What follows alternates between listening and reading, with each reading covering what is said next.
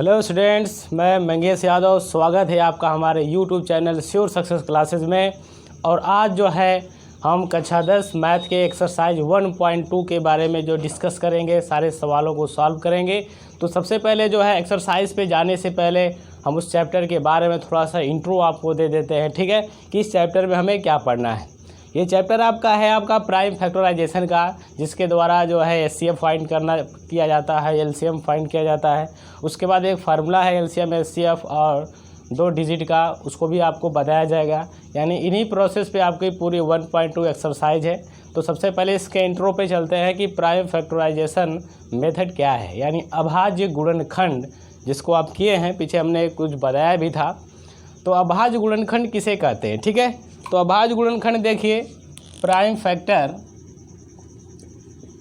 अभाज्य गुणनखंड, ठीक है, ये क्या होता है, जिसको हम प्राइम फैक्टर बोलते हैं। और अभाज्य गुणनखंड में हम किसी भी डिजिट का जो है, हम अभाज्य गुणनखंड कैसे निकालते हैं। सपोज दैट हम कोई संख्या ले लेते हैं, मान लेते हैं 24, ठीक है। अब 24 हमने लिख लिया, कोई डिजिट है, संख्या है। अब इसका आपको क्या निकालना है, अभाज्य गुणनखंड। तो बाय डिवाइडिंग मेथड, मतलब जो भाग विधि से आपने गुणनखंड निकाला जाता है, लवसम में जैसे आप किए होंगे, वैसे इसका आप कर सकते हैं। 24 अगर है तो इसका हम सबसे छोटी संख्या से सबसे पहले डिवाइड करते हैं। तो एक को छोड़कर जो है जैसे 2 से डिवाइड करते हैं। 2 से डिवाइड करेंगे तो 12 बार में ये डिवाइड हो जाएगा। फिर 2 से डिवाइड करेंगे तो 6 बार में होगा। फिर 2 से डिवाइड करिए तो आपका क्या होगा, 3 बार डिवाइड होगा। फिर 2 से डिवाइड होगा नहीं, 3 से होगा, 3 कम 3, यानी 24 का जो प्राइम फैक्टर आया 2 गुणे 2 गुणे 2 गुणे 3, या इसको ऐसे भी लिख सकते हैं 2 1 2 3, 2 आपके 3 है, 2 की घाते 3 कर लीजिए और 3 कर लीजिए। तो यहाँ पे जो आपका प्राइम फैक्टर, यानी प्राइम का मतलब होता है अभाज्य, ठीक है। तो यहाँ पे 24 का भाज्य गुणन कितने हैं, आपको 2 है केवल। एक आपका 2 है, दूसरा क्या आपका है 3 है। यही 2 आपके जो है 24 के क्या है कहलाते हैं, अभाज्य गुणनखंड कहलाते हैं, ठीक है। एक मेथड और है सीबीएसई बोर्ड में जो है, उसको ट्री मेथड के नाम से जाना जाता है। जैसे ये आपका 24 है, ठीक है। इसमें सबसे पहले जो आपको डिवाइड से आपका कोई हमने डिजिट ले लिया 24। अब इसमें सबसे छोटी संख्या से डिवाइड करिए। सबसे छोटी संख्या हमारी क्या है 2। 2 से डिवाइड करेंगे तो कितना होगा आपका 12, ये 12 हो गया, ठीक है। फिर 12 में जो है आप डिवाइड करिए किससे, 2 से, कितना आ जाएगा आपका 6 आ जाएगा। फिर 6 में जो है 2 से डिवाइड करिए तो क्या आपका आ जाएगा 3 आ जाएगा। तो ये जो आपके फैक्टर हैं ये आपको मिले 2 गुणे 2 गुणे 2 गुणे 3 इक्वल टू 24। तो ये जो आपके फैक्टर हो गए किसके 24 के। तो इसको जो है ट्री मेथड कहा जाता है सीबीएसई बोर्ड में, ठीक है। तो ऐसे भी आप किसी भी संख्या का जो है प्राइम फैक्टर निकाल सकते हैं, इसके द्वारा भी निकाल सकते हैं। तो जो मेथड आपको आसान लगे, किसी भी डिजिट का आपको प्राइम फैक्टर निकालना है तो इसमें से किसी भी संख्या को लेकर जो है आप प्राइम फैक्टर निकाल सकते हैं। एक चीज़ और भी ध्यान में रखिएगा, ठीक है। तो प्राइम फैक्टर आप ऐसे निकालिए या ऐसे निकालिए, ठीक है। हमेशा वो मल्टीप्लिकेशन में ऐसे ही लिखना है, आपको कामा करके नहीं लिखना है। ऐसे 2 कामा 2 कामा 2 कामा ऐसे 3 ऐसे नहीं लिखना है, ठीक है। आपको कैसे लिखना है, ऐसे गुणा करके ही लिखना है प्राइम फैक्टर। तो इसके प्राइम फैक्टर आपके आ गए 2 गुणे 2 गुणे 2 गुणे 3, यानी 2 बेसिकली 2 और 3 ही होंगे। यानी 24 जो है अब बेसिकली आपका 2 और 3 से ही आपका इसका प्राइम फैक्टराइजेशन मेथड के अनुसार प्राइम फैक्टर ये आपका आता है, ठीक है।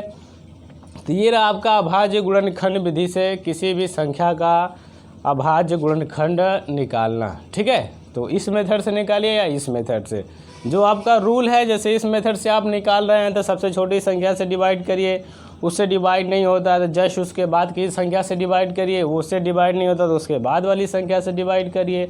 ऐसे डिवाइड करते चले जाएंगे, आपको प्राइम फैक्टर, यानी जैसे एक हम बता दे रहे हैं उसी संख्या को आप डिवाइड करिएगा हमेशा। जैसे किसी संख्या में पहले हम 2 से डिवाइड करेंगे, ठीक है। कोई भी अगर डिजिट है, आपको भाज्य गुणनखंड निकालना है, सबसे पहले किससे डिवाइड करेंगे 2 से, 2 के बाद फिर किससे आप डिवाइड करेंगे 3 से, 3 के बाद 4 से नहीं करेंगे, ठीक है। क्योंकि 4 से करना है तो उससे पहले 2 से आपका डिवाइड हो जाए, क्योंकि 4 जो है 4 का गुणनखंड 2 पहले से ही है, ठीक है। तो 4 से नहीं करेंगे, 2 से करेंगे, 3 से करेंगे, 5 से करेंगे, ठीक है। 5 के बाद जितने भी अभाज्य संख्याएं हैं ना, शुरू से लेकर जितने भी सारी अभाज्य संख्याएं हैं उसी से डिवाइड ही करते हैं, समझ लीजिए, ठीक है। 2 से करेंगे, 3 से, 5 से, 7 से, 9 से नहीं करेंगे, ठीक है। 11 से करेंगे, 13 से करेंगे, 17 से करेंगे, ठीक है, 23 से करेंगे। यानी ये जो संख्याएं हैं, 19 भी है इसमें, 19 है, 23, यानी ये जो संख्याएं हैं ये अभाज्य संख्याएं हैं आपका, ठीक है। और जब भी किसी भी संख्या का आपको गुणनखंड निकालना है तो सिर्फ इन्हीं संख्याओं से ही आप उसमें डिवाइड करके उसका अभाज्य गुणनखंड निकालेंगे। बाकी जो बीच के उनसे डिवाइड नहीं, क्योंकि वो किसी न किसी संख्या से पहले ही डिवाइड हो जाते हैं। जैसे 4 मैंने बताया, 4 2 से डिवाइड हो जाएगा, 9 3 से डिवाइड हो जाएगा, 3 सबसे डिवाइड नहीं करेंगे, ठीक है। जब भी आपको अभाज्य गुणनखंड निकालना है तो इन्हीं संख्याओं का आप यूज करेंगे। तो ये हो गया आपका अभाज्य गुणनखंड निकालने का मेथड, ठीक है। उसके बाद जो है हम निकालेंगे अब एक फार्मूला है जिसको आप पिछली कक्षाओं में पढ़े होंगे, ठीक है। पिछली कक्षा में आप पढ़े होंगे कि दो संख्याओं का जो मस और लस, ये पुराना फार्मूला है। जैसे आप, मुझे लग रहा है कि 5वीं क्लास में आप इसको पढ़े होंगे, ठीक है। 5वीं क्लास में आप इसको पढ़े होंगे। एग्जाम्पल के तौर पर हम यहाँ पे एक बता देते हैं, आप देख लीजिए, ठीक है।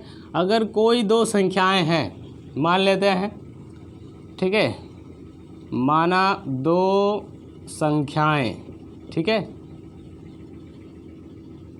2 संख्याएं हम मान ले रहे हैं। एक संख्या a है और दूसरी क्या है, b। लेट 2 इंटीजर्स, ठीक है, 2 इंटीजर हैं आपके, एक a है, दूसरा क्या है, b है। हमें अब इसका जो है, मान लीजिए आपको HCF निकालना हो और LCM निकालना हो, ठीक है। तो HCF अगर आप निकालेंगे वाले से, इसका LCM मान लीजिए, LCM और HCF दोनों आप निकाल सकते हैं। यानी ये जो 2 संख्याएं हैं, ठीक है ना, इन संख्याओं का आपको क्या निकालना है, LCM निकालना है और HCF निकालना है। तो इसका एक यूनिक फैक्टर क्या है कि जो 2 संख्याएं हैं इनका जो LCM होता है, LCM, ठीक है, LCM ऑफ AB, यानी AB संख्याओं का जो LCM है इंटू HCF ऑफ AB, यानी जो संख्या है उनका आपका HCF, मतलब दो डिजिट है ना, 2 इंटीजर हैं, उनका आपने LCM निकाला बाई किसी मेथड से, ठीक है, बाई एनी मेथड, फिर उसका आपने HCF निकाला। तो आपको इन दोनों का जो मल्टीप्लिकेशन है, गुणनफल, वो बराबर होता है इन दोनों संख्याओं के प्रोडक्ट के, मतलब गुणनफल के। इन दोनों संख्याओं को गुणा करने पर जो नंबर्स, जो डिजिट आपको मिलेगी, वही संख्या क्या होगी, उन दोनों संख्याओं के लसा यानी LCM, मस यानी HCF के गुणनफल के बराबर होगा, ठीक है। तो ये फार्मूला आप याद रखेंगे, ये इम्पोर्टेंट फार्मूला है, ठीक है। आपके एक क्वेश्चन, 2-3 क्वेश्चन इस पे हैं आपके एक्सरसाइज के, इस पे प्रूफ करना है, वेरीफाई करना है कि किसी 2 डिजिट के लिए सही है कि नहीं है, ठीक है। और हमेशा ये सही ही होगा, ठीक है। एक फार्मूला इसके, इस फार्मूले पे आपका जो है कंपटीशन में भी क्वेश्चन आपका आता है, ठीक है। तो एक एग्जांपल हम इसको बताते हैं, उसके बाद जो है हम एक्सरसाइज की तरफ चलेंगे, ठीक है। एग्जांपल बता देने से 12 ले रहे हैं और 16, ठीक है, 12 और 16 2 संख्याएं हैं, A और B जैसे। अब इनका आप LCM निकालें तो LCM क्या होगा इनका, HCF क्या होगा, पहले बताइए। HCF 12 और 16 का HCF कितना होगा, बाई किसी मेथड से। तो 12 किससे डिवाइड होगा, मैक्सिमम आपका 2 से होगा, 3 से होगा, ठीक है, 3 से भी दोनों डिवाइड होगा, 4 से भी होगा, 5 से नहीं होगा, 6 से ये होगा, ये नहीं, 8 से होगा, यानी क्या होगा, इसका HCF 4 आएगा। भाग करके देख लीजिएगा, ठीक है। तो HCF इसका 4 आ गया। LCM क्या आएगा, LCM के लिए जो बड़ी डिजिट है ना, उसी का जो है गुणनखंड करते जाइए, ऐसे पारा पढ़ते जाइए। अगर जो पहली संख्या 12 से डिवाइड हो जाएगी, 12 से भी, वही आपका क्या होगा, LCM। शॉर्टकट मेथड है। तो 16 कम 16, 16 में 12 से डिवाइड होगा नहीं, 16 दूना 32, 32 भी 12 से डिवाइड होगा, 16 तिया 48, जिसमें जो 12 से डिवाइड हो जाएगा। तो LCM क्या हो जाएगा इसका, LCM हो जाएगा आपका 48 यानी 48। अब अगर इस फार्मूले पे अगर हमारा ये सही है तो ये फार्मूला अप्लाई करने पर हमें जो है वेरीफाई, यानी दोनों तरफ जो है इनका जो मल्टीप्लिकेशन है, डिजिट का मल्टीप्लिकेशन, वो बराबर आएगा, ठीक है। करके देखिए, इन दोनों का मल्टीप्लाई करिए, 4/32, ठीक है, 3 हासिल हो जाएगा। 4 से 16 में 4 चौको 16, 16 3 19, ठीक है 192। अब इसका इसमें गुणा कर लीजिए, संख्याओं का 16 और 12, तो 12 छक 72, 7 हो जाएगा, 12 कम 12, 12 7 19, देखिए 192। यानी संख्याओं का जो गुणनफल है वो 192 आ गया आपका, और उन्हीं दोनों संख्याओं का जो लसा और मसा था उनका गुणनफल भी कितना आया, 192। इसका मतलब ये फार्मूले के अनुसार ये सही है। तो ये हम वेरीफाई करेंगे आगे एक्सरसाइज में, ठीक है। तो ये फार्मूला आप नोट करके रखिएगा, ठीक है। अब चलते हैं एक्सरसाइज की तरफ, ठीक है। एक्सरसाइज की तरफ चलते हैं। एक्सरसाइज में ज़्यादा क्वेश्चन है नहीं, बस प्राइम फैक्टर ही है। तो पहला क्वेश्चन ये कह रहा है कि एक्सप्रेस इस number as product of its prime factor, यानी कुछ डिजिट संख्या दी गई है, कह रहा है उसको उसके प्राइम फैक्टर के रूप में मेथड में लिखना है आपको है। तो जैसे पहली से क्वेश्चन नंबर 1 है, क्वेश्चन नंबर 1 का पहला पार्ट है 140, 140 है, ठीक है। कह रहा है इसको प्राइम फैक्टर के द्वारा जो है इसको आपको उस मेथड में लिखना है। अभाज्य गुणनखंड विधि से इसका अभाज्य गुणनखंड आपको निकालना है। तो बाई ट्री मेथड या डिवाइड मेथड जो हमने बताया था शुरू में इसी वीडियो में, तो उसमें से आप कोई भी यूज कर सकते हैं, ठीक है। तो डिवाइड मेथड अगर हम लगाएं 140 यानी 140 है, तो जो अभाज्य संख्याएं हैं यानी किन किन संख्याओं से हम डिवाइड करेंगे, अभी हमने बताया था 2 3 5 7 11, ठीक है। उन्हीं संख्याओं से इसमें डिवाइड करते रहिए, ठीक है। सबसे पहले 2 से करेंगे, 2 7 14, 70 हो गया, ठीक है। फिर 2 से भी भाग जाएगी, तो 2 जब तक भाग जाएगी अभाज्य संख्या से तब तक भाग करते रहेंगे, ठीक है। 2 से डिवाइड करेंगे तो 35 दूना 70, फिर 2 से डिवाइड नहीं होगा तो 3 से ट्राई करिए, 3 से भी डिवाइड नहीं होगा तो 4 से डिवाइड करेंगे नहीं, 5 से करेंगे। 5 हमने डिवाइड किया, 5 सते 35, फिर 7 हो गया, तो 7 से 7 एकम 7। तो 40 का जो अभाज्य गुणनखंड हो गया 2 गुणे 2 गुणे 5 गुणे 7, या इसको ऐसे भी लिख सकते हैं 2 की घाते 2 कर लीजिए, 5 कर लीजिए, गुणा 7 कर लीजिए, ठीक है। तो 140 का ये अभाज्य गुणनखंड आपको प्राप्त हो गया। तो ऐसी जितनी भी संख्याएं हैं सबका आपको अभाज्य गुणनखंड निकालना है, ठीक है। तो इस क्वेश्चन नंबर 1 में टोटल जो है आपके 5 क्वेश्चन हैं, जिसमें हमने पहला बता दिया, दूसरा 156 है, ठीक है। 156 को भी आप निकाल सकते हैं। उसके बाद जो है 3825 है, फिर 5005 है, फिर 7429 है।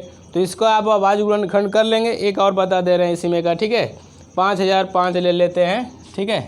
ये आपका क्वेश्चन नंबर 1 का चौथा पार्ट है, एक बता दे रहे हैं, बाकी 2 3 आप कर लीजिएगा, ठीक है। आसान है, कठिन नहीं है, ठीक है। नहीं अगर फिर भी नहीं आएगा तो बता दीजिएगा कमेंट बॉक्स में, उसको जो है अगले वीडियो से पहले जो है उसमें आपको सॉल्व करके बता दिया जाएगा, ठीक है। वैसे आप कर लेंगे, डिवाइड मेथड इतना हार्ड नहीं है, सिर्फ अभाज्य संख्याओं से डिवाइड ही करना है। जो डिवाइड करने के बाद आएगा उन्हीं का मल्टीप्लिकेशन आप लिख दीजिए, वही है आपका अभाज्य गुणनखंड, ठीक है। तो सबसे पहले इसमें आपको किससे डिवाइड करना पड़ेगा, 2 से। तो ये 2 से डिवाइड नहीं होगा क्योंकि लास्ट में आपका 5 है, और 2 से कटने के लिए लास्ट में 2 से डिवाइड होना ज़रूरी होता है, तो 2 से डिवाइड होगा नहीं। 3 से ट्राई करना है तो 5 5 को जोड़ेंगे तो 10 होगा, तो 3 से भी डिवाइड नहीं होगा क्योंकि 3 का जो मेथड है डिवाइड होने का कि सभी संख्याओं का जो एडिशनल है, जो सम है, वो अगर वो 3 से डिवाइड हो जाता है तो सारी संख्या 3 से क्या होती है, डिवाइड हो जाती है। तो ऐसा है नहीं संभव, 5 5 10 होगा, 3 से डिवाइड हो गए, 3 को भी हम कैंसिल कर लेते हैं, 4 कैंसिल ऑलरेडी होगा, 5 पे चलते हैं। तो 5 आप इसमें डिवाइड करिए बालक, 5 से डिवाइड करेंगे तो 5 एकम 5, फिर 0 0 और 5 एकम 5, ठीक है। अब 5 से डिवाइड होगा नहीं क्योंकि लास्ट में 1 है, और 5 से डिवाइड होने के लिए 0 और 5 होना ज़रूरी होता है। तो 6 को भी हम नहीं लेंगे, 7 को ट्राई करते हैं, ठीक है। तो 7 एकम 7 3 होगा, 3 3 7 को 28, फिर 21, यानी कट जाएगा 7 से डिवाइड करिए, ठीक है। वापस नहीं जाएंगे छोटी संख्या पे, ठीक है। तो 7 एकम 7, 3 हासिल होगा, 30 हो जाएगा, 7 चौको 28, 2 7 त्रिके 21, ठीक है। यानी आ गया 143, ठीक है। अब फिर 7 से ट्राई आप करेंगे तो नहीं डिवाइड होगा, तो 7 के बजाय आप किसी और संख्या से हम डिवाइड करते हैं। 7 के बाद अभाज्य संख्या कौन होती है आपकी, 8 नहीं है, 9 नहीं है, 10 नहीं, 11 है। 11 से डिवाइड कर लीजिए, 11 से डिवाइड हो जाएगा, ठीक है। 11 से आप डिवाइड करेंगे, देखिए 11 एकम 11, 3 14 होगा, 3 और 3 33, 11 तियाँ 33, फिर 13 हो जाएगा, 13 एकम 13। तो 5005 के अभाज्य गुणनखंड आपके हो जाएंगे 5 × 7 × 11 × 13, ठीक है। तो ये हो गए 5005 के अभाज्य गुणनखंड, ठीक है। तो ऐसे जितने भी क्वेश्चन नंबर 1 के और पार्ट है उसको आप निकाल लीजिएगा, ठीक है। अब दूसरे क्वेश्चन की तरफ चलते हैं, क्वेश्चन नंबर 2, ठीक है, इसको मिटा देते हैं। क्वेश्चन नंबर 2 की तरफ चलते हैं बालक। दूसरा क्या क्वेश्चन कह रहा है, हमें कैसे सॉल्व करना है उसको देखिए, ठीक है। तो क्वेश्चन नंबर 2 ये कह रहा है कि find the LCM and HCF of the following pairs of integers and verify that LCM and LCM multiply HCF equal to product of two numbers. मतलब कुछ संख्याओं का जो जोड़ा दिया गया है और उनको आपको वेरीफाई करना है एक फार्मूले से। फार्मूला है एलसीएम, ठीक है। Question number 2, LCM into HCF equal to product of two numbers.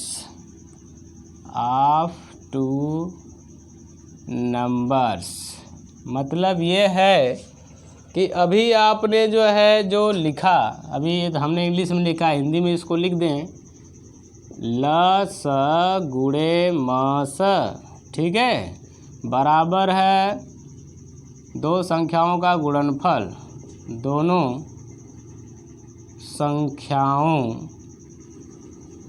संख्याओं का गुणनफल,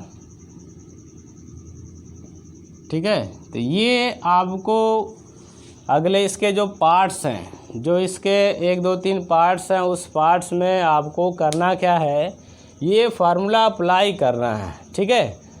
अप्लाई का मतलब है कि जो संख्याएं दी हुई हैं उनका आप लसन निकालिए बाय एनी मेथड, ठीक है, क्योंकि कंडीशन है नहीं, उसका मसन निकालिए एनी मेथड, उन दोनों का मल्टीप्लाई करिए, और जो मल्टीप्लाई करने के बाद आता है वही आपका जो है डिजिट उन दोनों संख्याओं को गुणा करने पर अगर आ जाए तो हमारा ये फार्मूला क्या होगा, वेरीफाई हो जाएगा, सिद्ध हो जाएगा, प्रूफ हो जाएगा, ठीक है।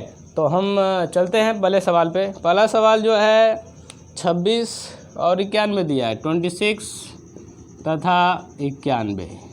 तो ये आपका पहला सवाल है, ठीक है। 26 है और 91, दो संख्याएं हैं, जोड़ा आपका है। हमें क्या करना है, ध्यान दीजिएगा, हमें करना है लसन निकालिए पहले, यानी एलसीएम निकालिए, मसन निकालिए, उसके बाद जो है उन दोनों संख्याओं का गुणनफल करिए, देखिए बराबर आता है कि नहीं आता है। तो हम चूंकि अभाज्य गुणनखंड मेथड से पढ़ रहे हैं सभी चीज़ें, तो इन सबका जो लस मस जो है आप अभाज्य गुणनखंड विधि से ही निकाल लीजिए, ठीक है। तो 26 आपका है, 26 है ना, तो 26 का जो आप प्राइम फैक्टर करेंगे अभाज्य गुणनखंड क्या होगा, 2 से डिवाइड होगा ना, 2 से डिवाइड होगा तो 13 बचेगा, 13 कम 13, यानी 13 दूना 26। तो 26 का गुणनखंड हो गया 2 × 13, ठीक है। 91 का गुणनखंड क्या होगा आप करिए, ठीक है। 91 का होगा तो 2 से डिवाइड होगा नहीं, 3 से भी नहीं होगा ये, तो उसके बाद फिर अभाज्य संख्या कौन बचती है आपकी, 5 है, तो 5 से भी नहीं होगा, 7 से हो जाएगा। देखिए 7 से डिवाइड करेंगे आप ना, 7 के अनुसार 7 × 21, ठीक है, तो 7 × 13, ठीक है। तो 13 7 91। तो यहाँ पे जो दो संख्याएं दी गई थी 26 और 91, इसमें देखिए 26 का जो आपका फैक्टर 2 × 13 आ गया, 91 का फैक्टर जो है 7 × 13 आ गया, ठीक है। तो आपको अब लस और मसा आसानी से निकाल सकते हैं। तो सबसे पहले हम अगर मसा निकालें, मसा यानी एचसीएफ, क्या निकाल सकते हैं, इसको एचसीएफ कहते हैं, ठीक है। तो मसा निकालेंगे तो जो दोनों में कॉमन होता है उसको हम लिख लेते हैं, ठीक है। तो कॉमन क्या, मैक्सिमम नंबर आपका 13 है और कोई संख्या कॉमन है नहीं, अगर और भी कोई संख्या कॉमन होती तो इसी में मल्टीप्लाई कर देते, ठीक है। तो 13 आपका क्या हो गया, इसका मसा हो गया। अब आपको अगर लसन निकालनी है, लस देखिए यानी एलसीएम निकालना, ये आपका एचसीएफ हो गया, ये आपका एलसीएम हो गया, ठीक है। तो लसन निकालेंगे तो जो संख्या कॉमन है उसको लिख लेते हैं, बाकी जो बची हुई है उसका भी उसी में मल्टीप्लाई कर देते हैं। तो 2 गुणे 7 हो जाएगा। ठीक है, इन सब का गुणा कर दीजिए। 13 दूना 26 हो गया, गुणे 7 हो गया। ठीक है, 7 से गुणा कर देंगे आप इसमें, 7 छक 42। ठीक है, हासिल आपका 4 हो जाएगा। फिर 7 से इसमें गुणा करेंगे, 7 दूना 14 और 14 4 क्या हो जाएगा 18, 182। तो यहाँ पे आपको लस क्या मिल गया 182। ठीक है, तो 2 संख्या थी आपके पास 26 और 91 थी, उसका आपने लसन मसन निकाल लिया 13, लस 182 निकाल लिया।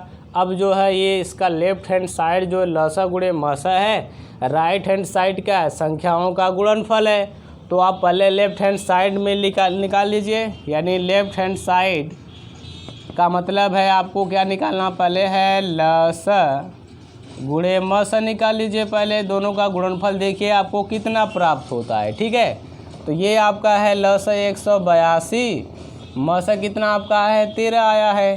तो 13 से आप इसमें मल्टीप्लाई कर दीजिए, 13 दूना 26। ठीक है, 2 हासिल हो जाएगा आपका। फिर 13 से इसमें गुणा करिए, 13 बटे 104। ठीक है, 104 में जो है आप 2 जोड़ेंगे, 104 2 हो जाएगा 106, 106 हो गया। उसके बाद जो है हासिल आपका हो जाएगा 10। फिर 13 कम 13 और 13 10 कितना हो जाएगा 13 10 23। तो ये हो गया आपका 2366। ठीक है, तो ये आपका जो है संख्याओं का गुणनफल 13 दूना 26। ठीक है, हासिल 2 हासिल हो गया आपका। 13 बटे 104, 13 नमा 117 होता है। ठीक है, 104 में आप 2 जोड़ेंगे, 106 होगा कि 6 हो गया, हासिल 10 बचेगा। 13 कम 13, 13 10 23, 2366 या 2366, इन दोनों का गुणनफल आ गया। ठीक है, अगर गलत हो जाता है तो आप दूसरी बार जब ये निकालेंगे तो आपका प्रूफ हो जाएगा। ठीक है, तो ये आपका हो गया दो संख्याओं के लस और मस का गुणनफल। ठीक है, अब जो राइट हैंड साइड आपका है, राइट हैंड साइड क्या आपका है दोनों संख्याओं का गुणनफल, ये है आपका दोनों संख्याओं। ठीक है, दोनों संख्याओं का गुणनफल आपको निकालना है। तो संख्याएं आपके पास हैं। ठीक है, बस उनका आपको गुणा करना है। संख्याएं क्या थी आपकी 26 और 91 था, 26 और 91। तो इनका आप गुणा कर लीजिए। ठीक है, 91 26, 6 एकम 6, 6 नवा 54। ठीक है, 2 एकम 2, 2 नवा 18। ये आप गुणा करेंगे, 6 हो गया, 4 2 6, 8 5 13 और ये हो जाएगा 2, 2366। ये देखो आपका आया हुआ है 2366। ठीक है, तो यहाँ पे आपको देखे दोनों चीज़ें मिली।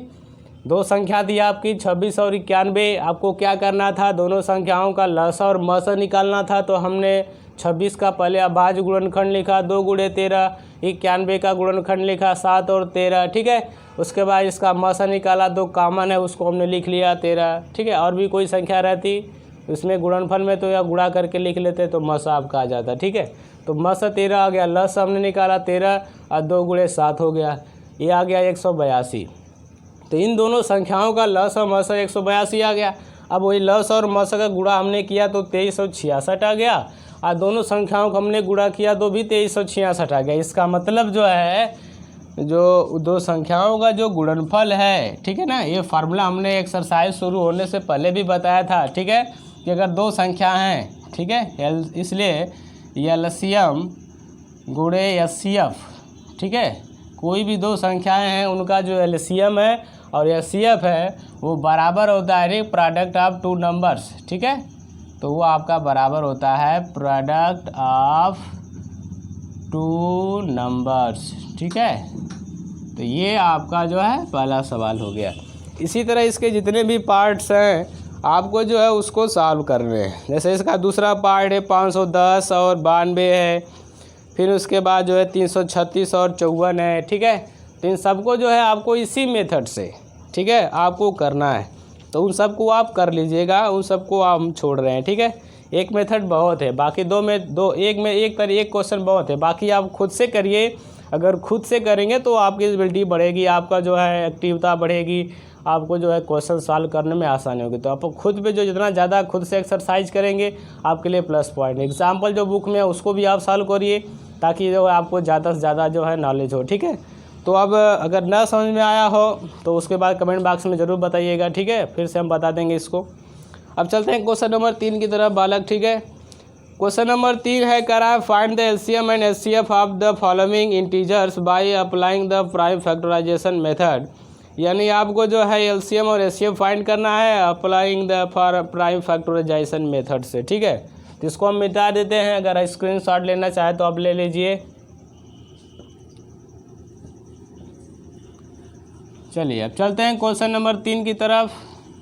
वो भी आपका आसानी है, हार्ड नहीं है, सिर्फ आपको जो है सॉल्व करने हैं, ठीक है। क्वेश्चन नंबर 3 करना क्या है, अभाज्य, हिंदी में लिख दे रहे हैं, अभाज्य गुणनखंड, ठीक है। अभाज्य गुणनखंड विधि से क्या करना है, लस तथा मस निकालना, यही निकालना है आपका क्वेश्चन में, निकालना, ठीक है। यानी अगले क्वेश्चन 3 में हमें क्या करना है बालक, कि अभाज्य गुणनखंड विधि से आपको संख्याओं का लस निकालना है और मस निकालना है। तो आसान चीज़ें हैं। देखिए पहला सवाल जो है, इसका पहला पार्ट है, कह रहा है संख्या है आपका 12, 15 और 21 है, ठीक है। 12 है, 15 है तथा 21 है, ठीक है, 21। तो ये 3 संख्याएं हैं और आपको करना क्या है कि अभाज्य गुणनखंड विधि से इनका लस निकालिए और मस निकालिए। तो आसान मेथड है, ठीक है ना। देखिए 12 का गुणनखंड करिए आप। 12 का गुणनखंड क्या होगा, अगर आपको डायरेक्ट नहीं आता है तो बगल में आप 12 का ऐसे निकाल लीजिएगा, ठीक है। एकदम हड़बड़ी में नहीं, आसानी से रिलैक्स होगा, ठीक है। जल्दबाजी नहीं किसी चीज़ की है। धीरे धीरे जब आपको ये चीज़ें आ जाएंगी तो अपने आप आपकी स्पीड जो है कैलकुलेट की वो बढ़ जाएगी। लेकिन पहली बार में आप ट्राई करेंगे कि जल्दी जल्दी स्पीड पकड़ लें तो मुश्किल है, ठीक है। तो आप आगे मान लीजिए 12 का जल्दी से आप नहीं कर पा रहे हैं, ठीक है, तो बगल में कहीं कर लीजिएगा, या फिर अगर डायरेक्ट अगर आपको आता है तो जो अभाज्य संख्याएं हैं ना उनसे भाग करते जाइए। तो 2 से भाग करेंगे, भाग चली जाएगी, तो 2 से भाग करेंगे तो क्या आएगा, 6 आएगा। 6 में फिर छोटी संख्या 2 से भाग करिए, 2 से भाग जाएगी, फिर जो है कितना आएगा, 3 आएगा, फिर 3 में 3 से ही भाग जाएगी। तो इसका आपका जो अभाज्य गुणनखंड क्या आ गया, 2 गुणे 2 गुणे 3 आ गया, ठीक है। अब अलग भी कहीं कर लीजिएगा ऐसे, 2 छक्का 12, फिर 2 तिहाई 6, 3 एकम 3, फिर ये लिख दीजिएगा 2 गुणे 2 गुणे 3। तो ऐसे करिए आप, ठीक है, या फिर डायरेक्ट आप उसी में कर सकते हैं। तो आपके ऊपर है, आपके जो क्षमता है, कैपेसिटी है, उसके अनुसार आप अप्लाई करिएगा। ऐसे भी करेंगे फिर ये लिखेंगे तभी कोई बात नहीं है, ठीक है। थोड़ा सा समय लगेगा लेकिन आपके जो है स्ट्रेंथ बढ़ेगी इससे, ठीक है। 15 का आप निकालिए। 15 का अभाज्य गुणनखंड क्या होगा, 15 को हम 2 से डिवाइड नहीं कर सकते तो 3 से करेंगे। तो 3 से डिवाइड करेंगे कितना बार जाएगा, 5 बार। अब 5 से ही डिवाइड होगा, 3 गुणे 5 हो गया, ठीक है। उसके बाद 21 है। 21 का आप गुणनखंड करिए, 2 से डिवाइड होगा नहीं अभाज्य संख्या से। उसके बाद दूसरी अभाज्य संख्या 3 है, 3 से डिवाइड हो जाएगा, 3 7 21, 7 से ही डिवाइड होगा, 7 हो गया।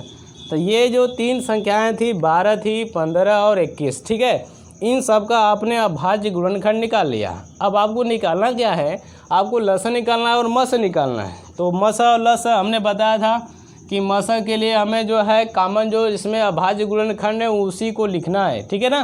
तो इसमें कॉमन यानी जब भी आप एचसीएफ निकालेंगे, एचसीएफ का मतलब मस, ठीक है, जब भी आप एचसीएफ निकालेंगे तो जो कॉमन संख्याएं हैं, ठीक है, जो तीनों में है सबसे पहले उसको हम लिखते हैं। तो तीनों में ऐसी कौन सी संख्या है जो तीनों में है, ऐसी कोई संख्या है, वो एक संख्या 3 हमको नज़र आ रही है, देखिए वो आपकी 3 हो गई। तो इसको ध्यान दीजिएगा। सबसे पहला प्रोसेस ये है, ठीक है ना, कि सबसे पहले प्रोसेस ये है कि हम ये करेंगे कि जो तीनों संख्याएं हैं उसमें जो कॉमन संख्या ऐसी कौन सी है, जो अभाज्य गुणनखंड ऐसी कौन सी संख्या है जो तीनों में है, सबसे पहले हम उसको लिखेंगे।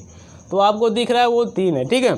यहीं पे नहीं रुकते हैं, अगर 3 संख्याएं हैं तो एक मेथड और है इसी में, ठीक है, एक प्रोसेस और आगे जाना पड़े। जैसे 2 संख्याएं मान लीजिए ओनली 2 डिजिट, ठीक है, 2 डिजिट हैं, अगर ये मान 21 नहीं होता तो डायरेक्ट जो कॉमन है हम उन्हीं को लेकर गुणा कर देते तो हमारा मस निकल जाए। लेकिन अगर 3 संख्याएँ हैं तो उसमें एक स्टेप और आगे जाना पड़ता है।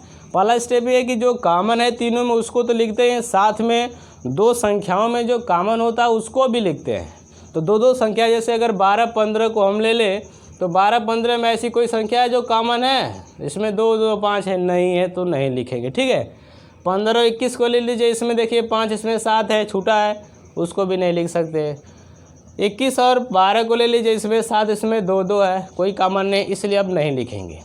तो अगर 3 संख्याएं हैं तो एक स्टेप और भी आगे जाना पड़ता है। अगर 2 संख्याएं हैं तो सिर्फ एक ही स्टेप, जो कॉमन है उसको लिख लेते हैं, अथवा जो कॉमन नहीं है, ठीक है ना। 3 संख्याएं हैं, जो तीनों में कॉमन है उसको तो लिखें, साथ में उस 2 संख्याओं के पेयर में देखते हैं कौन कॉमन है, उसको भी लिख लेते हैं, ठीक है। वो आपका जो है मसा में ही आएगा, ठीक है। तो मसा कितना आपका आ गया बालक, 3 आ गया, ठीक है। अब हम लसा निकालेंगे, यानी एलसीएम। एलसीएम यानी लसा क्या होगा, लसा अगर आप जब निकालेंगे तो जो कॉमन है सबसे पहले हम उसको लिख लेते हैं, ठीक है। बाकी जो बचा हुआ है, जो संख्या बची हुई उन सबको लिख के गुणा कर देते हैं। तो बची कितना इसमें, 2 गुणे 2, इसमें क्या बचा है, 5 बचा है, इसमें जो है 7 बचा है। तो सबका आप गुणा कर लीजिए, ये हो गया 3 गुणे, ठीक है, ये 2 दूना 4 5 20 कर लीजिए, गुणे ये 7 हो जाएगा, 7 तरीके ये 21 हो जाएगा, ये 20 हो जाएगा, 21 दूना 42 हो जाएगा, 420 हो गया, ठीक है। तो जो 3 संख्याएं थी 12, 15 और 21, उसका मसा 3 आ गया एचसीएफ, और लसा क्या आ गया आपका 420 आ गया, ठीक है। 420 यानी 420, ठीक है। तो ये रहा पहला क्वेश्चन। और दूसरा क्वेश्चन ऐसे है, 17 है, 23 है, 91, ठीक है। तीसरा है, उसके बाद है 8 है, 9 है, 25 है। तो इसमें एक क्वेश्चन बता देते हैं और, ठीक है, एक क्वेश्चन और बता देते हैं इसको आप स्क्रीनशॉट ले लीजिए। एक क्वेश्चन और बता देते हैं, ठीक है। उसके बाद अगले क्वेश्चन पे चलेंगे, क्वेश्चन नंबर 4 की तरफ। एक क्वेश्चन है इसका, तीसरा वाला पार्ट देख लीजिए, दूसरा भी उसी तरह लगेगा आपका। 8 है, 9 है, 25 है, 8 9 25, ये 3 संख्याएं हैं। इनको भी आपको उसी तरह जैसे पिछला आपने पहला सवाल लगाया था ना, ठीक उसी तरह इसको भी आपको सॉल्व करना है। करेंगे कि आप पहले आप जो 8 का जो है प्राइम फैक्टर करिए, क्या होगा आपका 2 गुणे 2 गुणे 2 ही होगा, ठीक है। 9 का करेंगे प्राइम फैक्टर 3 गुणे 3 होगा। 25 का करेंगे प्राइम फैक्टर तो 5 गुणे 5 होगा। इसके अलावा और कोई होगा नथिंग, ठीक है। तो हमें करना क्या है, हमें करना है बालक, हमें एलसीएम निकालना है और एचसीएफ निकालना है। तो हम पहले एचसीएफ की तरफ चलते हैं हमेशा, ठीक है। पहले एचसीएफ की तरफ चलेंगे तो एलसीएम आसानी से आप फाइंड कर सकते हैं। तो एलसीएफ की तरफ चलेंगे, मसा निकालेंगे। तो बताइए ऐसी कोई संख्या है जो तीनों में कॉमन है, उभयनिष्ठ है, कोई संख्या नहीं दिख रही। तो आप लिख सकते हैं, एक लिख सकते हैं, एक सब में होता है, ठीक है ना। एक सब में होता है कि नहीं होता है, तो एक होता है तो आप लिख लीजिए। इसमें देखिए 2 2 है, इसमें 3 3, इसमें 5 5, तो कोई कॉमन नहीं है, तो इसका मतलब कॉमन 1 होगा। तो ये 1 हो गया, तो इसका मसा क्या हो गया आपका 1 हो गया। इसका जो दूसरा पार्ट है ना, उसमें भी आपका 1 ही आएगा, उसमें भी 17 23 91, तो उसमें भी आपका मुझे लग रहा है, ठीक है, आपका जो मसा वो एक ही आएगा। तो ये CF हो गया आपका 1 हो गया। अब उसके बाद हम क्या करेंगे, एलसीएम निकालेंगे। तो एलसीएम तो और आसान है, ठीक है। एलसीएम निकालेंगे तो ये तो लिखेंगे, किसी में मल्टीप्लाई पर करेंगे तो कोई फ़र्क पड़ेगा है नहीं 1 से, ठीक है। तो बाकी जो संख्या है सबका गुणा कर दीजिए, ठीक है। 2 गुणे 2 गुणे 2 गुणे 3 गुणे 3 गुणे 5 गुणे 5, यानी सबका गुणा कर दीजिए। अभी हो गया 8 गुणे 9 गुणे 25, ठीक है। तो 25 का 8 में गुणा करेंगे तो 25 बाटे 200 हो गया, गुणे 9, और 9 का इसमें 2 में गुणा करेंगे, 9 दूना 18, ये हो गया 1800। तो ये आ गया आपका एलसीएम, ठीक है ना, एलसीएम। तो ये रहा आपका तीसरा क्वेश्चन। इस प्रकार बाकी दूसरा क्वेश्चन आप कर लीजिएगा, ठीक है। अब हम चलते हैं क्वेश्चन नंबर 4 की तरफ, ठीक है। देखिए अब आपके आसान है क्वेश्चन, इसी तरह बाकी पार्ट्स इसके आप कर लीजिएगा, ठीक है। जितना आप क्वेश्चन करेंगे आपके लिए फ़ायदा है। क्वेश्चन नंबर 4 है आपका, कह रहा है कि गिवन दैट एचसीएफ 306657, यानी 2 संख्याएं हैं, उनका एचसीएफ दिया हुआ है संख्याएं कौन कौन सी हैं? 306 और 657 इक्वल टू दिया हुआ है, इसका CF 9 है, ठीक है ना। अब कह रहा है कि इसका LCM निकालिए, LCM क्या होगा इसका LCM? तो फार्मूला आपके पास है ना कि LCM of two digit number, LCM into SCF equal to product of two numbers. उसी फार्मूले से आप इसका जो है LCM निकाल सकते हैं, यानी दो संख्याओं का जो लस गुणे मस बराबर दोनों संख्याओं का गुणनफल, उसी फार्मूले से, ठीक है। तो संख्या आपके पास 306 और 657 है, संख्या हो गई आपकी। एक आपका SCF यानी मस दे दिया, आपको निकालना क्या है? लस, ठीक है। तो फार्मूला अप्लाई कर दीजिए, कठिन नहीं है, शॉर्टकट में लिखना है तो लिख लीजिएगा SCF गुणे LCM, यानी LCM बराबर, ठीक है, दोनों संख्याओं का गुणनफल, यानी 30 ऐसे दोनों संख्याओं का गुणनफल। तो मस आपको पता है 9 है, लस आपको निकालना है तो रहने दीजिए, दोनों संख्याओं का गुणा कर दे, 306 इंटू 657। तो हमें LCM निकालना है, तो ये जो 9 है उससे इधर डिवाइड कर दीजिए, तो LCM बराबर क्या हो जाएगा? 306 और 657 अपॉन 9 हो जाएगा। तो 9 से आप डिवाइड करिए, इसको 9 से डिवाइड करेंगे, 306 करिए या 657, कोई भी, 9 7 63, इसी को कर दीजिए, 9 एकम 9, 9 7 63, 2 65, 27 होगा, 9 3 27, यानी 306 गुणे 73।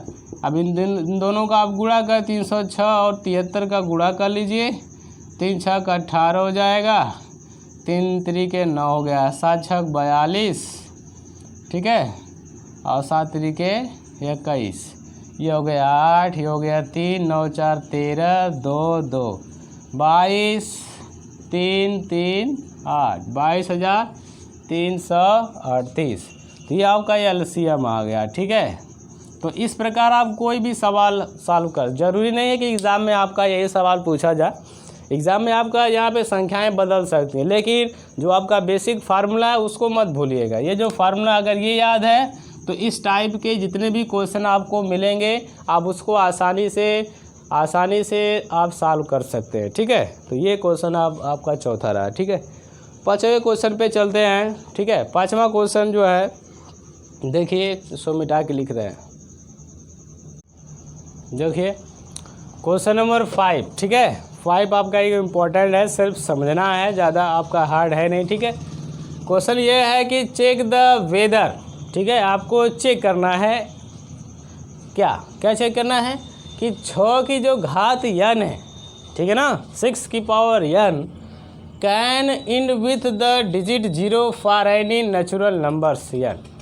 कह रहा है कि आपको चेक करना है कि 6 की पावर n जो है, इसका जो है एक 0 पर जो है किस नेचुरल नंबर के द्वारा समाप्त होगी, मतलब कि यहाँ पे n का मान कितना रखा जाएगा, ठीक है, ताकि यहाँ पे जो 6 का जो संख्या आएगी उसका लास्ट वाला जो डिजिट है वो 0। एग्जाम्पल के तौर पर जैसे हम बताएं, जैसे मान लीजिए हम ले लेते हैं 6 की पावर 2 ले लेते हैं, तो 6 की पावर 2 का मतलब क्या हो गया आपका 36 हो गया, तो लास्ट में डिजिट क्या आपका 6 है। 6 की पावर अगर आप 3 ले लेते हैं तो क्या आएगा 216 आएगा, तो लास्ट डिजिट क्या है आपका 6 है। तो कह रहा है कि ये जो आपका 2 3 6 की पावर 4 आएगा, 6 की पावर 5 आएगा, 6 की पावर 6, तो कह रहा है ये जो 2 3 4 5 6 ऐसे जो घात इसकी बढ़ती जाएगी, ऐसी कौन सी संख्या पे जो है नेचुरल नंबर्स पे वो लास्ट वाला जो डिजिट है वो 0 होगा, मतलब आखिरी संख्या जो क्या होनी चाहिए ये 0 होनी चाहिए। 0 कब आएगा, n का मान यहाँ पे कितना रखा जाए, n का मान कितना रखा जाए कि इसका लास्ट वाला जो अंक है वो 0 हो, ठीक है। और 0 कब होगा इसको अभी बताएंगे आपको, ठीक है। तो क्वेश्चन समझ में आया कि 6 की पावर n है, मतलब n का नेचुरल नंबर में, नेचुरल नंबर आपका क्या होता है 1 2 3 4 5, ऐसी कौन सी संख्या रखी जाए कि वो आपका लास्ट में डिजिट आपका क्या आ जाए, 0 आ जाए। उसकी घात को आप एक्सपेंड करिए, लास्ट वाला अंक क्या आना चाहिए, 0 आना चाहिए। ठीक है, तो अब हम चलते हैं क्वेश्चन को सॉल्व करने। ठीक है, ये तो अब क्वेश्चन समझ में आ गया आपको। अब देखो, अगर कोई भी संख्या है उसका आखिरी अंक अगर 0 है, इसका मतलब वो किससे डिवाइड होगा, 10 से डिवाइड होगा। किससे होगा, लास्ट में आपका जिस भी संख्या का इकाई अंक 0 होता है वो 10 से डिवाइड होती है। ठीक है, यहाँ लिखेंगे चूँकि, ठीक है, ये तो आपका रहा क्वेश्चन कि आखिरी वाला अंक जो है 0 डिवाइड होगा किससे होगा। आप जानते हैं 10 से डिवाइड होगा। 10 का फैक्टर क्या होता है आपका, 10 का फैक्टर जो आपका 2 होता है, 5 होता है, तो 2 5 से भी डिवाइड होगा। लेकिन सबसे पहले हम जो है हम 10 की तरफ चलेंगे, लिखेंगे कोई भी संख्या, या ऐसे लिखेंगे यदि किसी संख्या के इकाई का अंक जो है 0 हो तो वह किससे डिवाइड, वह 10 से विभाजित होगी। किससे होगी, 10 से विभाजित होगी। अथवा एक भी बात कह सकते हैं, अथवा 2 तथा 5 से भी विभाजित होगी, ठीक है। 2 तथा 5 से भी क्या होगी, अगर कोई संख्या 10 से डिवाइड होती है तो 2 और 5 से होगी। क्यों, क्योंकि यहाँ लिखेंगे रीजन, क्योंकि जो 10 का गुणनखंड वो क्या होता है, 2 गुणे 5 होता है। ठीक है, अब 2 गुणे 5 किसी संख्या का जो गुणनखंड है उसकी पावर आप कितना भी बढ़ाइए वो लास्ट में आपका 0 आएगा ही। एग्जाम्पल में देख लीजिए, जैसे 2 गुणे 5 है, अब इसकी घात अगर हम 1 करें क्या आएगा, 2 आएगा, 10 आएगा, और लास्ट वाला अंक क्या आपका 0 है। तो 2 गुणे अगर 5 है, इसकी घात 1 से आप बढ़ा दीजिए, नेचुरल नंबर में 2 कर दीजिए, 2 आप कर देंगे तो 5 दूना 10 में 100, लास्ट वाला अंक क्या आएगा, 0 आएगा। ठीक है, 2 गुणे 5 इसकी पावर आप 3 कर लीजिए तो कितना आएगा, 1000 आएगा, लास्ट में क्या आपका आएगा 0। यानी किसी भी संख्या का अगर ये तो घात आप बढ़ाते जाएंगे, लास्ट में आपका 0 तो आएगा। 0 क्यों आएगा, 0 इसलिए आएगा क्योंकि उसका जो प्राइम फैक्टर है, जो गुणनखंड है वो क्या है, 2 और 5 है।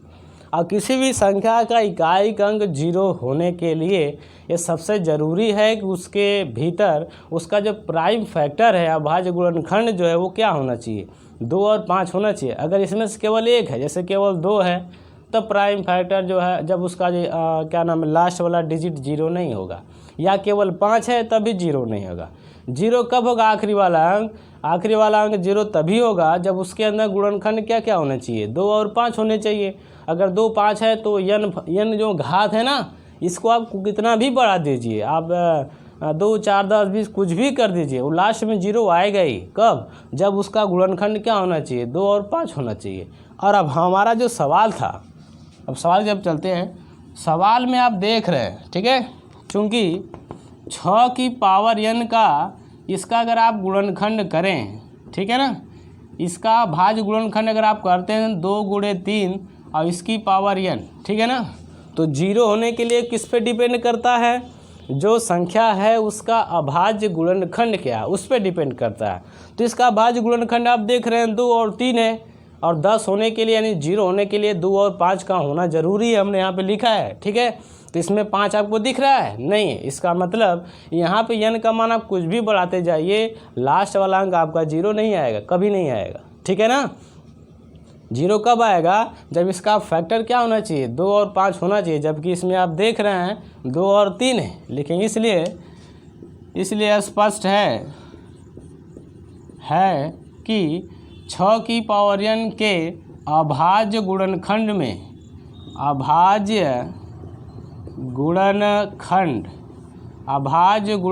में ये जो है 5 नहीं है,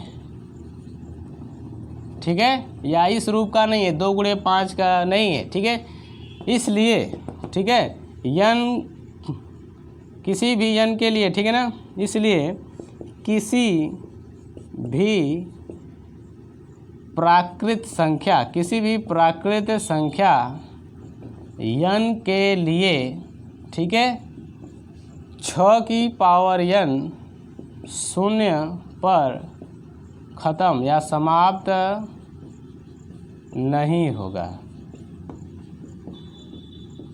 ठीक है, मतलब यहाँ पे n का मान आप कोई भी नेचुरल नंबर रखिए, चाहे आप, ठीक है, 1 2 3 10 20 सब कुछ भी रखिए, वो जीरो आएगा ही नहीं। ठीक है, जीरो क्यों नहीं आएगा? क्योंकि 6 का जो प्राइम फैक्टर है वो 2 और 3 है, और प्रथम कम से कम एक जीरो के लिए तो प्राइम फैक्टर 2 और 5 होना चाहिए।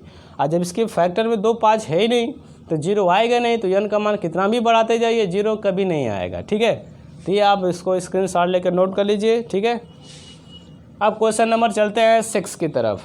ठीक है, क्वेश्चन नंबर 6 देखिए, उसके बाद 7 और ये आपका इन हो जाएगा। ठीक है, क्वेश्चन नंबर 6 आपको इसमें भी चेक करना है, तो थोड़ा थोड़ा करके हम बताएंगे। कर 7 गुणे 11 गुणे 13 प्लस 13, इसको प्रूफ करना है कि ये आपका एक कंपोजिट नंबर है। ये आपका क्या है? Is a composite number. Composite का नंबर का मतलब क्या होता है? भाज्य संख्या। प्राइम फैक्टर का मतलब अभाज्य संख्या। अब इसको प्रूफ करना है कि ये आपका क्या है? भाज्य संख्या है। तो देखिए इन दोनों में आपको कॉमन क्या मिलेगा? 13, तो 7 गुणे 11 प्लस 1, तो 13 गुणे ये हो जाएगा आपका 11 7 77 प्लस 1, या लिख सकते हैं 13 गुणे 78। ये हो गया 13 गुणे 78 को 13 6 78, तो 13 गुणे 6 या 13 की पावर 2 गुणे 6। अब इन दोनों का गुणा करेंगे तो वो संख्या कोई तो आएगी। अब उसका जो प्राइम फैक्टर है आपको क्या मिल गया? 13 और 6 मिल गया, 2 फैक्टर आपको यहीं पे मिल गए। इसका मतलब है वो संख्या क्या होगी? कंपोजिट नंबर होगी, प्राइम फैक्टर नहीं होगा। प्राइम फैक्टर क्या होता है कि प्राइम फैक्टर के ओनली 2 फैक्टर होते हैं, 2 ही गुणनखंड होते हैं। कौन कौन? एक वो खुद संख्या दैट नंबर एंड 1, यानी एक होता है और एक खुद वो संख्या होती है जिस संख्या का फैक्टर उसको हम कहते हैं प्राइम फैक्टर यानी अभाज्य संख्या।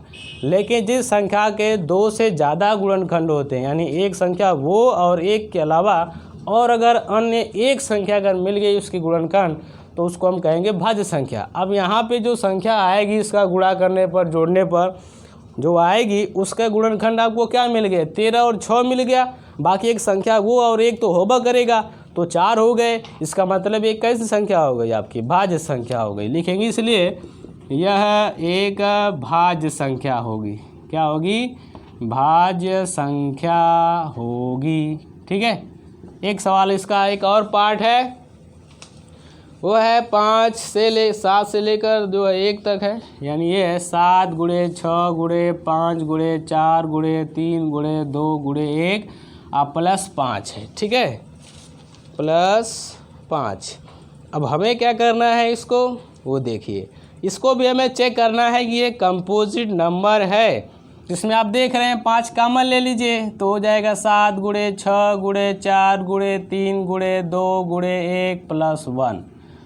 ये हो जाएगा 5 और ये इसका गुणा करेंगे 1008 प्लस 1, तो हो गया 5 गुणे 1009।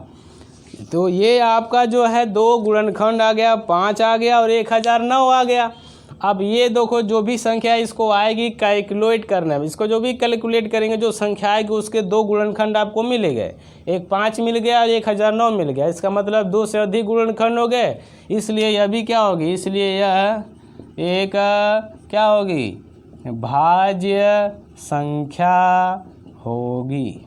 ठीक है, तो ये भी आपका दूसरा क्वेश्चन, इसका दूसरा पार्ट भी लग गया। ठीक है, अब चलते हैं लास्ट क्वेश्चन की तरफ। ठीक है, लास्ट और आखिरी है, इसको मिटा देते हैं।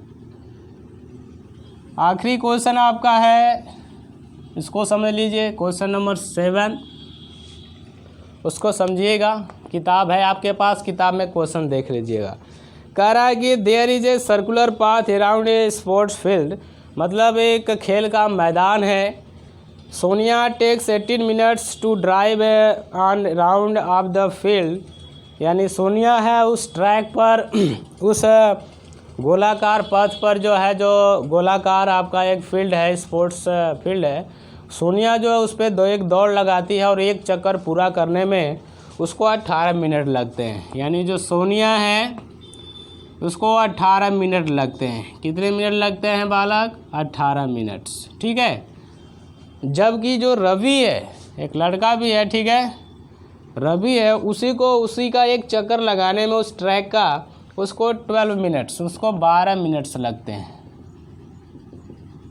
मतलब ये देखो एक सर्कुलर पाथ है, ठीक है, ये दौड़ने वाला ट्रैक है। जैसे दौड़ने के लिए आप दौड़ते होंगे, ठीक है, रोड पे दौड़ते होंगे, लेकिन ये कोई ट्रैक है, ठीक है, दौड़ने के लिए ग्राउंड है। इसका एक चक्कर जो है, जो सोनिया लगाती है कितना मिनट में? 18 मिनट में। और रवि जो कितना चक्कर लगाता है इसका एक चक्कर? अब 12 मिनट में। जिसमें तेज कौन दौड़ता है? जो कम समय लिया। तेज कौन दौड़ रहा है? रवि दौड़ रहा है। स्लो कौन है? सोनिया है, ठीक है ना। क्वेश्चन ये कह रहा है कि दोनों अगर एक जगह से एक ही समय एक ही दिशा में चलना प्रारंभ करें, मतलब यहीं से ऐसे चलना प्रारंभ करें दोनों, यानी सोनिया भी चले यहीं से इसी दिशा में, रवि भी दौड़े इसी दिशा में, तो कह रहा है कितने समय पश्चात फिर वो आके यहीं पे एक जगह मिलेंगे। अब मान लीजिए यहाँ से अगर रवि दौड़ना शुरू करेगा तो तेज़ दौड़ेगा, एक चक्कर मार लेगा पहले किससे? सोनिया। सोनिया थोड़ा पीछे रह जाएगी, फिर दूसरा चक्कर मारेगा, सोनिया और पीछे रहेगी, तीसरा चक्कर मारेगा, सोनिया। यानी एक ऐसा पॉइंट, एक ऐसा समय आएगा जिस समय वह एक जगह यहाँ पे ज़रूर मिलेंगे। वो कब मिलेंगे? ठीक है, जब हम इन दोनों का क्या निकालेंगे? एलसीएम निकालेंगे। क्या निकालेंगे? एलसीएम। यानी 18 और 12 का अगर एलसीएम आप निकालेंगे, जितना भी समय आएगा उतने समय बाद वो दोनों एक जगह जहाँ से चलना प्रारंभ किए थे वहाँ पे ज़रूर मिलेंगे, ठीक है ना। तो 18 और 12 का आप लसा निकालेंगे, 18 और 12 का लसा निकालेंगे तो 2 9 18, 2 छक्का 12, फिर 2 से डिवाइड नहीं होगा, 3 से कर दीजिए, 3 3 के 9, 3 2 9 6। तो अब लसा क्या हो जाएगा आपका? गुणा कर दीजिए, 2 गुणे 3 गुणे 3 गुणे 2, 2 3 6, 2 3 36 मिनट। कितना आएगा? 36 मिनट्स का मतलब है कि जब वो मान लीजिए 0 समय से चलना प्रारंभ किए तो 36 मिनट बाद दोनों यहाँ पे एक बार मिलेंगे, फिर दूसरी बार मिलेंगे। मतलब एक बार तो जब शुरू किए थे चलना तब एक साथ तो थे ही, अब यहाँ से चलना शुरू किए तो रवि तेज़ दौड़ लगाया, सोनिया थोड़ा स्लो है क्योंकि उसकी स्पीड ऐसे है। अब धीरे धीरे वो आगे जाते रहा रवि। उसके बाद 36 मिनट बाद क्या होगा? दोनों यहाँ पे एक बार फिर मिलेंगे। अंतर क्या होगा? अंतर ये होगा कि अगर रवि 12 मिनट लिया तो 12 में 36 से भाग करेंगे, 12 तिहाई 36, तो रवि जो है 36 मिनट में क्या चक्कर लगाएगा? 3 चक्कर लगाएगा। और जो सोनिया है, सोनिया जो है 36 है ना, तो 18 से भाग कर दी, इसमें 18 दूना 36, 2 चक्कर। अंतर ये है कि 36 मिनट बाद जो रवि 3 चक्कर लगा लेगा और सोनिया 2 चक्कर लगा पाएगी बस, ठीक है। लेकिन 36 मिनट बाद वो दोनों एक जगह ज़रूर मिलेंगे, ठीक है। तो ऐसे सवाल आपके जो एग्ज़ाम में ज़रूर आते हैं। पॉलिटेक्निक एग्ज़ाम में भी ऐसे सवाल आते हैं, जैसे कोई घंटियों का सवाल होता है कि 6-7 घंटियाँ हैं, वो 2 4 10 15 सेकेंड या मिनट के अंतराल पे बजती हैं, और कोई समय दे देगा कि 12 बजे एक साथ बजी थी तो फिर कितना बजे बजेंगी।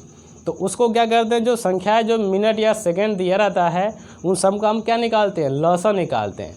लसा निकालने के बाद जो समय आता है उसी को जो दिया गया समय है उसी में ऐड कर देंगे, तो जो समय अगला आएगा उसी समय वो फिर एक साथ बजेंगी, ठीक है ना। तो एक इम्पॉर्टेंट क्वेश्चन है आपका पॉलिटेक्निक के लिए। तो ऐसे क्वेश्चन को आप याद रखेंगे, किसी एक जगह मिले, ठीक है। तो ये आपका एक्सरसाइज 1.2 का टोटल सिलेबस आपका ही ख़त्म हो गया है। अब अगला एक्सरसाइज 1.3 है जो इरेशनल नंबर है, यानी अपरिमेय संख्या पर है। अपरिमेय संख्या किसे कहते हैं, अपरिमेय संख्याएं क्या होती हैं, ठीक है, उसके बारे में हम डिस्कस करेंगे अगले वीडियो में। तब तक के लिए हमारे चैनल को सब्सक्राइब करें, शेयर करें, ज़्यादा से ज़्यादा लाइक करें।